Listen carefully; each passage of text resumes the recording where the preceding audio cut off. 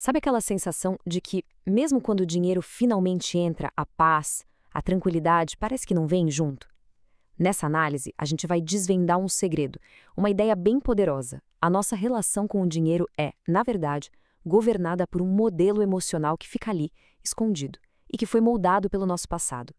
Vamos entender como as nossas emoções podem ditar o sucesso ou o fracasso financeiro. Então, vamos começar por aqui. Muita gente acredita que ter mais dinheiro vai resolver todos os problemas da vida, né? Mas a verdade é que quando o sucesso financeiro finalmente chega, ele não funciona como uma borracha mágica. Pelo contrário, muitas vezes ele age como um holofote, sabe? Ele ilumina e revela questões emocionais muito mais profundas, que estavam ali guardadas.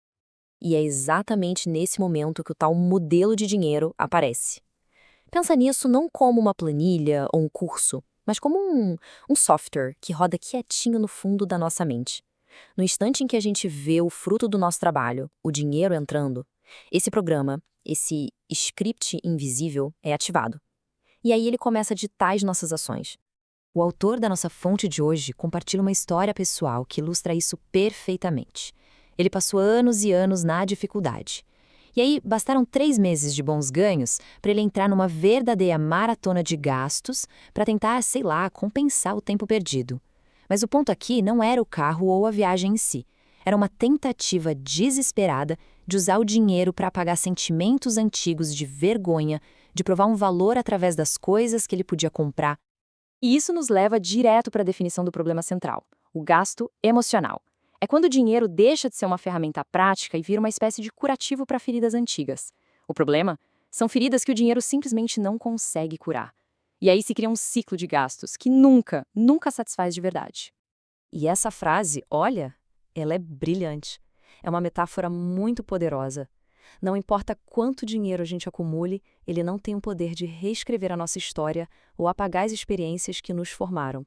Tentar fazer isso não é só frustrante, é um caminho direto para o esgotamento tanto financeiro quanto emocional.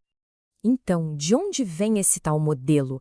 Ele é construído ao longo da vida, sabe? A partir de tudo que a gente viveu. Ele é um reflexo das nossas estratégias para sobreviver, das alegrias e principalmente das dores do passado. E ele governa tudo: como ganhamos, como gastamos, como poupamos, como investimos, tudo mesmo. Certo, então se o dinheiro não é a resposta final, qual é? A fonte nos aponta para uma solução muito mais antiga, citando o rei Salomão. A ideia aqui é que, enquanto o dinheiro oferece um tipo de proteção limitada, a sabedoria oferece algo muito mais profundo e duradouro. E aqui a gente consegue comparar os dois de forma bem clara. O dinheiro, sim, pode comprar segurança, mas é uma segurança que tem um limite. Já a sabedoria, que nos leva à inteligência emocional, oferece não só proteção, mas ela preserva a nossa qualidade de vida. Ela nos dá as ferramentas para a gente prosperar de verdade, sabe? Tanto na conta bancária quanto por dentro. Então, como é que se adquire essa sabedoria? A chave, segundo o autor, está nesse conceito poderoso: ressignificar.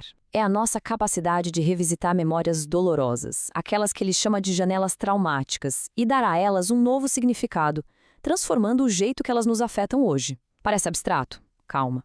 Vamos ver como isso funciona na prática. Olha só esse exemplo, que incrível! Na Itália, alguém olhou para uma simples caverna, que para muitos seria só um lugar escuro, sem valor, e ressignificou aquilo. O resultado? Um restaurante de luxo espetacular, mundialmente famoso. É a criatividade transformando completamente uma realidade. Agora, se liga nesse outro exemplo, que leva a ideia para outro nível. Em Dubai, pegaram um conceito de aquário e viraram do avesso. Em vez da gente olhar para os peixes, são as pessoas que ficam dentro do aquário jantando. Isso é ressignificar uma perspectiva para criar uma experiência única e, claro, muito bem-sucedida.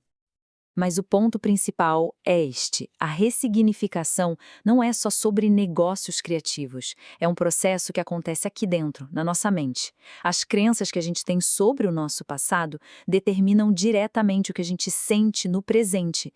E esses sentimentos, eles são o combustível para todas as nossas ações, principalmente as financeiras. E o autor nos dá um exemplo pessoal e bem doloroso disso. Ele investiu uma fortuna em comerciais de TV sem pesquisa nenhuma, movido apenas por um desejo escondido, uma necessidade de ser notado, de ser visto. O resultado? uma dívida gigantesca e quase 3 anos para conseguir pagar. É a prova real do custo que as emoções não resolvidas podem ter no nosso bolso. E essa frase resume a lição perfeitamente. Sentimentos bagunçados, emoções fora de ordem, não são só um problema pessoal. Elas têm um impacto direto e muitas vezes devastador na nossa vida financeira e na nossa capacidade de alcançar os nossos sonhos. E isso tudo nos leva a uma redefinição do que é sucesso. A prosperidade de verdade não é sobre acumular riqueza a qualquer custo. Segundo a fonte, ela só é possível quando se constrói, primeiro, uma base sólida de riqueza emocional. Sem essa base, nenhum saldo bancário, por maior que seja, vai ser suficiente para preencher o vazio. E aqui está a grande conclusão, o grande pulo do gato. O dinheiro deve trabalhar para a gente, a serviço dos nossos propósitos e sonhos. Quando a gente permite que ele dite nossas emoções e decisões, ele se torna um mestre terrível e nós nos tornamos escravos dele. A escolha de quem está no controle, no final das contas, é nossa. E, para fechar, fica aqui essa pergunta, para a gente refletir. Quando olhamos para as nossas finanças, para as decisões que tomamos, o que esse dinheiro está realmente servindo? Ele está construindo um futuro, alinhado com o propósito? Ou ele está só tentando, em vão, consertar um passado que não pode ser mudado? A resposta para essa pergunta pode ser a chave para encontrar a verdadeira prosperidade.